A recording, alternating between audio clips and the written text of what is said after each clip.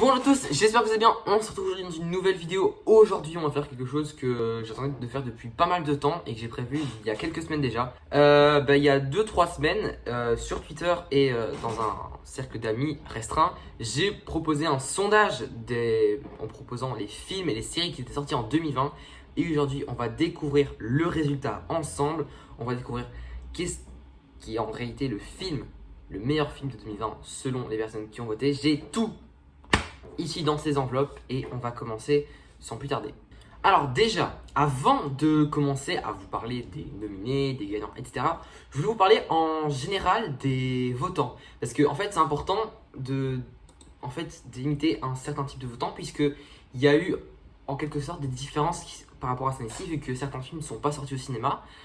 Ils sont sortis directement sur les plateformes de streaming, mais seulement dans certains pays. Donc peut-être que la diffusion du film va influencer sur les votes, c'est tout à fait logique, etc. Mais là, pour le coup, c'est des élections à peu près généralisées, même s'il y a des différences au niveau des dates de sortie et des diffusions surtout. Bon, du coup, je vais vous donner juste une petite statistique qui va s'afficher juste là.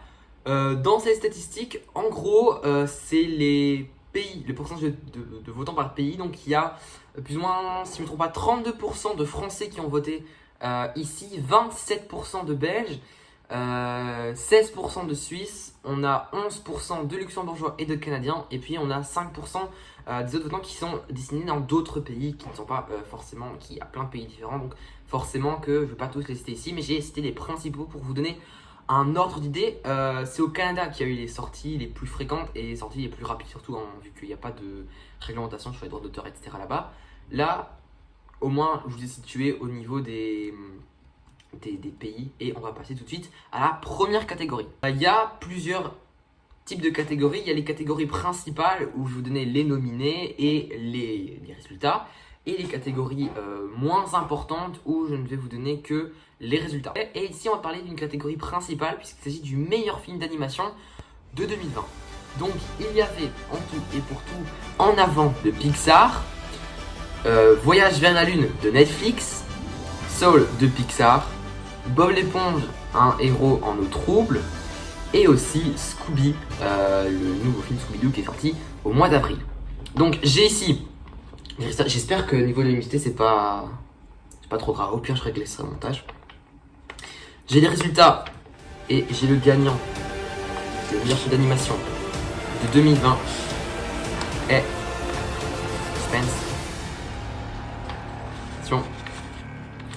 Il s'agit de En Avant, qui est le meilleur film d'animation de 2020, En Avant de Pixar, qui est sorti juste avant le confinement, qui est sorti en réalité fin mars, si je me trompe pas. Donc, en tout cas, félicitations aux personnes qui ont fait En Avant, même si je sais qu'ils ne regardent pas la vidéo. Je dis quand même félicitations. On va passer tout de suite à la prochaine catégorie, qui est le meilleur film live sorti en streaming. Et il s'agit aussi d'une catégorie principale. Du coup, il y a l'enveloppe où il y a le résultat juste ici. Donc, meilleur film live de 2020 en streaming. Voilà, pour vous donner une ordre d'idée, il y a la catégorie streaming, catégorie cinéma. La catégorie streaming, c'est des films qui sont sortis sur Disney+, sur Netflix, sur Amazon Prime, etc. etc. Vous avez compris. Donc, on a Mulan de Disney+, Enola Holmes de Netflix, Clouds de Disney+, La Plateforme de Netflix, Pinocchio d'Amazon Prime et Color Out of Space d'Amazon Prime.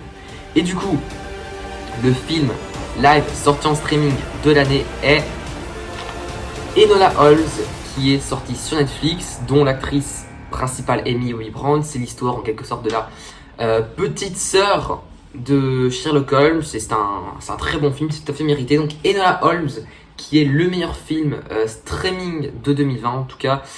Il est sorti, je pense, début septembre, donc c'est un film qui est pas très vieux au final, il n'a que 2 mois, grand max, donc ouais, c'est assez surprenant de le voir gagner. Du coup, ici on passait à une catégorie non principale. Du coup, il s'agit du meilleur film sorti en salle de 2020. Alors, il va y avoir une distinction à la fin, il y aura la catégorie du meilleur film de 2020 qui comprendra les meilleurs films de streaming et les meilleurs films sortis en salle de 2020. Là, c'est la meilleur film sorti en salle 2020. Pourquoi c'est pas une catégorie principale? Car il n'y a quasi pas de sortie en salle en 2020 à cause de la fermeture des cinémas. Donc j'ai dû faire un choix assez restreint au final. Et le meilleur film sorti en salle en 2020, c'est 1917 qui est sorti au tout début de l'année où il n'y avait encore rien au niveau du coronavirus.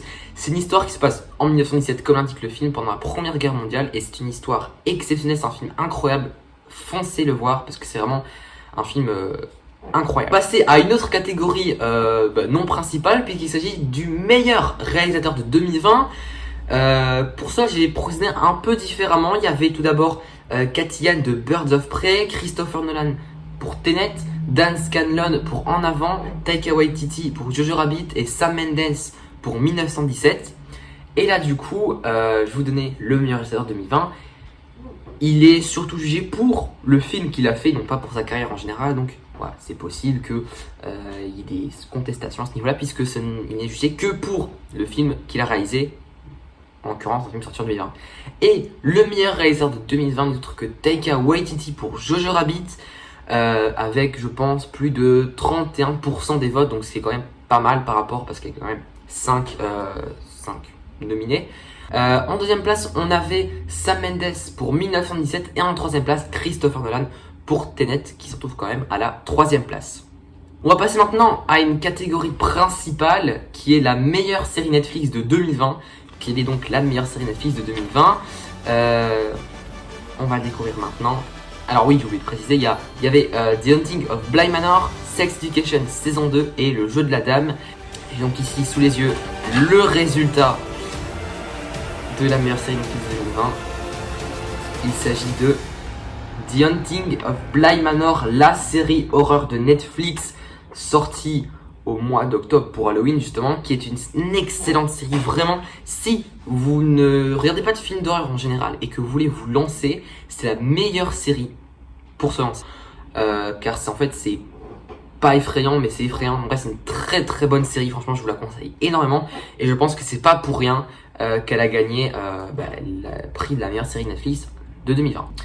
On va passer maintenant au prix de la meilleure série Disney Plus 2020. Et c'est aussi une catégorie principale, tout comme Netflix. Et là, il y avait en fait au final pas tant de séries que ça, puisque Disney Plus c'est tout récent.